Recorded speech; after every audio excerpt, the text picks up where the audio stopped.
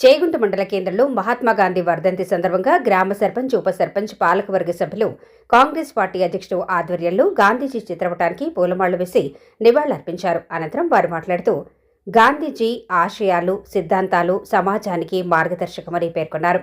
అహింస ఆయుధంగా, సత్యాన్ని జీవన మార్గంగా తీసుకుని గాంధీజీ దేశ స్వాతంత్ర పోరాటానికి నేతృత్వం వహించిన జాతిపిత అని కొనియాడారు. శాంతి సందేశం, ఆదర్శవంతమైన జీవితం గాంధీజీ నుంచి నేర్చుకోవాలని తెలిపారు. అలాగే ఉపాధి హామీ పథకానికి మహాత్మాగాంధీ పేరు కొనసాగించాలని కోరారు.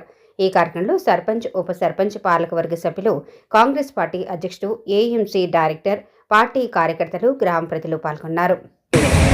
గాంధీ యొక్క వర్ధంతి సందర్భంగా మరి గాంధీ గారికి చేగుంట పాలకవర్గం, సర్పంచ్, అలాగే ఉప సర్పంచ్, వార్డు మెంబర్లు, అలాగే కాంగ్రెస్ పార్టీ, అలాగే ఇతర నాయకుల ఆధ్వర్యంలో ఈరోజు గాంధీ గారి యొక్క వర్ధంతి సందర్భంగా మరి ఘనమైన నివాళులు ఆయనకు అర్పించి గాంధీ గారి యొక్క ఆశయాలను కొనసాగిస్తామని, మరి స్వతంత్ర ఉద్యమంలో భారతదేశం, గాంధీ అంటే ఒక భారతదేశానికి చెందిన వ్యక్తి, ఏ కులానికో, ఒక మతానికో, ఒక పార్టీకో చెందిన వ్యక్తి కాదు కనుక మరి ఉప్పు సత్యాగ్రహంలో ముందుండి మన స్వతంత్ర ఉద్యమంలో భారతదేశానికి స్వతంత్రం వచ్చిన ముందుండి జాతిపితగా నడిపించే నాయకుడు ఉన్నారంటే అది మహాత్మా గాంధీ.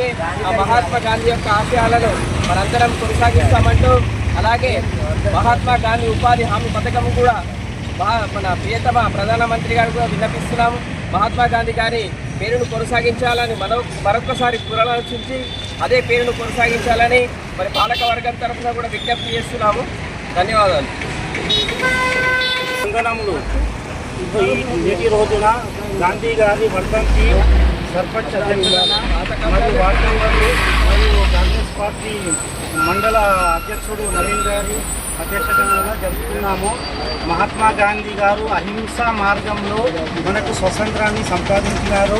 మహాత్మా గాంధీ గారి పేరుని డిస్కస్ చేయకూడదని, జాతీయ ఉపాధి పథకంలో ఆయన పేరు చేయకూడదని కోరుకుంటున్నాము. మరియు మహాత్మా గాంధీ గారి వర్ధంతి చాలా ఘనంగా జరుపుతున్నాము. అందరికీ వందనములు.